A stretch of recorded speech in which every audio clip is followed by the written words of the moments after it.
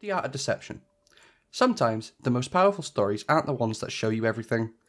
They're the ones that somehow hide things from you. In the world of storytelling, deception is an art form designed to manipulate what you see, what you feel, and what you believe until reality itself begins to slip.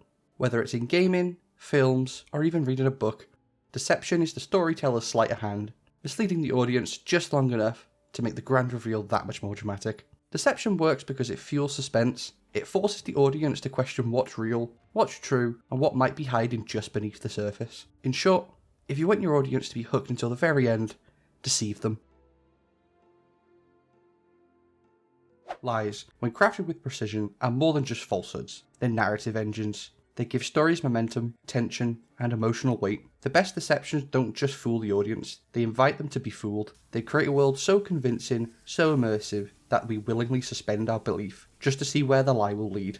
Think about your favourite plot twist. The moment when everything you thought you knew gets flipped on its head. It only works because of the groundwork, the subtle misdirection, the planted clues, and the emotional investment. The success of a lie in storytelling depends on how well the audience is convinced to trust the narrative, right before it pulls the rug right from beneath them. And here's the thing, we like being deceived. As viewers, players, or even readers, we crave that thrill of revelation. It's a payoff of our curiosity. It validates the time we've spent piecing things together, or it makes us want to rewatch, replay, or reread everything to spot what we've missed. Great deception adds layers, it rewards tension, and turns a good story into a great one. Take Interstellar. What begins as a story about saving humanity through space exploration slowly unravels into something deeper, darker, and far more personal. The characters and the audience are deceived by the nature of the mission, by the science, and even by time itself. And when the truth surfaces, it doesn't just shock, it redefines the entire core of the film. Is Dr. Brand really the selfless scientist he appears to be? Or even Dr. Mann? Is he really the best of them all? Or are all these just lies which are used to tell a story? We can even use Modern Warfare 2, where one of the most devastating moments in gaming history took place. Not just from an enemy, but from a trusted ally. When Ghost was killed by Shepard, someone we believed was on our side, it hits hard, not just because we've lost a beloved character, but because the betrayal was personal. We were deceived alongside him, the mission felt secure, the orders felt justified, until they weren't, and in that moment, the narrative rips the rug right out from under us. These aren't just twists for the sake of shock, they're carefully engineered lies that elevate the story, deepen the theme, and even leave a lasting impression. A lie on its own won't work. It needs to be believable. It has to be wrapped around in just enough truth that it'll slip by your defences. What makes a lie powerful in storytelling is the setup, the details that ground it, the trust that's built, the emotional investment that makes us want to believe. A good lie isn't about hiding everything. It's about revealing just enough to steer your expectations in the wrong direction. And misdirection isn't about showing nothing. It's about showing enough detail to guide you to a certain conclusion. If we just look at how the movie Inception does it, the film itself is one giant arc of deception, within both the plot and the characters. Cobb's mission feels clear, the rules of the dream sharing seem reliable, and the spinning top becomes a symbol of truth. But even that is a trick. As the layers of reality begin to blur, the viewer is pulled deeper into the web of uncertainty, and by the end, we're left asking the same question Cobb is: was any of it real? That's because the director of the film, Christopher Nolan, manages to establish a framework of objective truths and internal logic around the dream sharing idea. He gives us rules about the kicks, totems, dream levels, and then he presents them with such confidence and clarity that we, the audience, just accept them without question. These mechanisms become our anchor in a world that's otherwise surreal. So when things begin to blur, we don't suspect the foundation, we doubt the characters. We follow Cobb, trusting that the structure around him is sound, but that trust is exactly what allows the deception to thrive. Nolan doesn't just create a dream world, he builds a believable one, and then subtly bends it around us until we're not sure what's real anymore. We can even pivot to another great film called Shutter Island, where the main character Andrew, the entire narrative is filtered through his perspective. We trust what he sees, what he remembers, and what he feels. So when the truth emerges that he's no longer a detective, but actually a patient in an asylum, the shock isn't just from the twist, it's from realising that we were complicit the whole time. And that's the craft. That's what makes deception land, not the twist itself, but the carefully laid path that leads us all to it.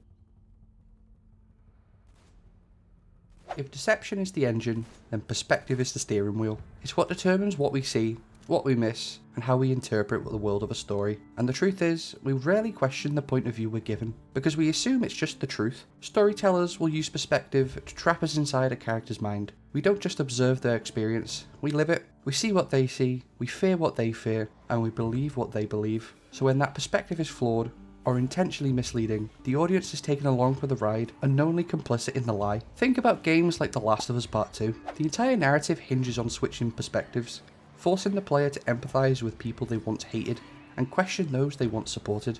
The story doesn't change, the lens does, and with that shift comes discomfort, doubt, and eventually understanding. And that's the power of perspective. It doesn't just tell you what to think, it makes you feel it. The same applies to films like The Joker, where the entire world is filtered through Arthur's distorted, unstable view of reality. We're never sure what's real, or what's imagined, and that uncertainty keeps us suspended in his emotional chaos. We become trapped in his delusion, and that's the point. Perspective shapes the truth, and when the truth is shaped, it can be weaponized, and that's where the real artistry of deception lives. Not in the twist itself, but in the way the story gets us to walk straight into it. Nowhere is the manipulation of perspective more harrowing than in HBO's Chernobyl series. From the very beginning, the series traps us inside a system built on deception, a regime that doesn't just lie to its people, but forces them to lie to themselves. What makes the storytelling so effective here is that we, the audience, are positioned much like the citizens are of the Soviet Union, in the dark, unsure of what's true, and completely reliant on the official narrative that is riddled with denial and fear. The brilliance of Chernobyl lies in how it shifts our perspective along with the characters. We begin with confusion, watching people, firefighters, and even plant workers respond to something they don't understand. They're calm when they should be panicking, they're exposed when they should be protected, and it's because they're being deceived, but not just by their government, by their belief in a system that cannot fail, by their trust in authority, and by their normalization of censorship. The deception is so deeply embedded in the world it becomes invisible. As the series progresses, we follow Professor Legasov, a man caught between the truth and the pressure to bury it. Through his perspective, we see the cost of silence, and the agony that comes along with hiding it from those in power. His journey is a reversal of the lie, unpacking it piece by piece, until the horrifying reality can no longer be ignored. Perspective in Chernobyl isn't just a storytelling device, it's a reflection of how deception works on a societal level.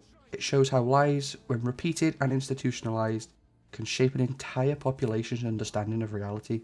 And by placing us inside that machine of denial, the series doesn't just tell us what happened, it makes us feel what it was like to live there. In the end, deception isn't just a narrative trick, it's a mirror, revealing how easily the truth can be shaped, hidden, or even lost entirely. So how does all this tie back to how we experience content?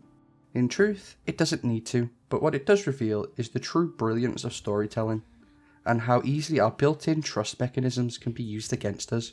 Next time you watch a film, or play a game, just take a step back, ask yourself, what aren't they showing me? You might just catch the lie before it even lands.